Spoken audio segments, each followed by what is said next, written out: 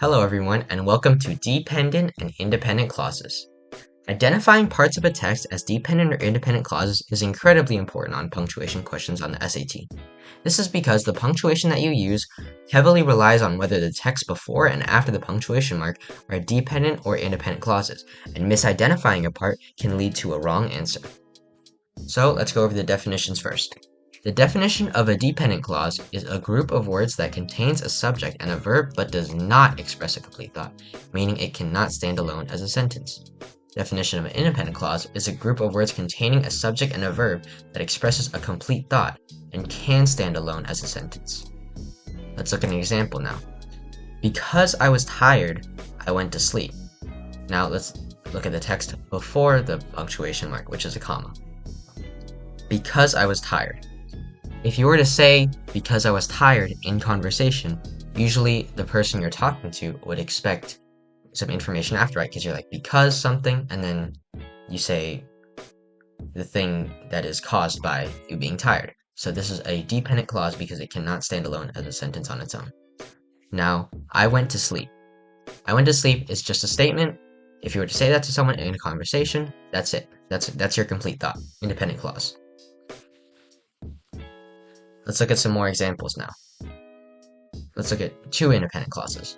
I finished my homework, I went out late. Both of these are statements and you can just say them out loud and they're a complete thought. It's finished.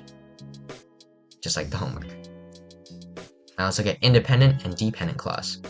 I finished my homework and then we're gonna separate this. Then I went out late. I finished my homework, as we established before, is a complete thought. However, then I went out late. Usually when you're saying then, the context that you give before makes the sentence complete. But since on its own there's no context, this is not a complete sentence. So this part is dependent, and this part is independent.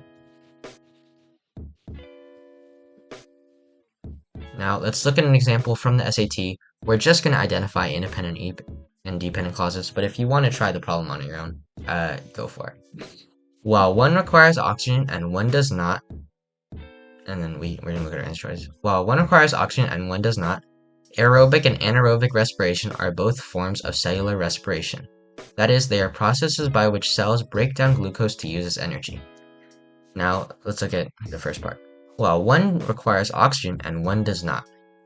Since we have a subordinating word, which would be while, this is not a complete sentence. And if you were to say aloud, while one requires oxygen and one does not, you would have to say something else, right? You have to say what requires oxygen and what does not. Like, what are the ones we were talking about? And then, so this would be a dependent clause. Now let's look at the second part. Aerobic and anaerobic respiration are both forms of cellular respiration. That is, they are processes by which cells break down glucose to use as energy. This is a complete sentence, right? Like if you it's a finished thought, it's complete. So this would be our independent clause, and this would be our dependent clause. How can I tell what can stand alone as a sentence during the SAT?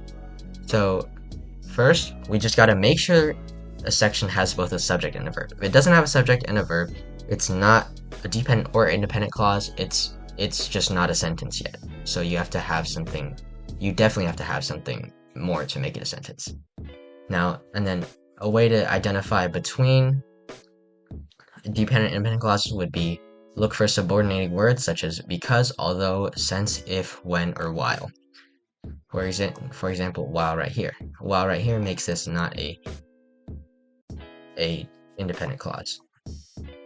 However, it's a lot easier to use intuition. So for example, like the way I do it is like if I'm saying something in conversation and it wouldn't make sense as a complete sentence, like on its own, then I would call it a dependent clause.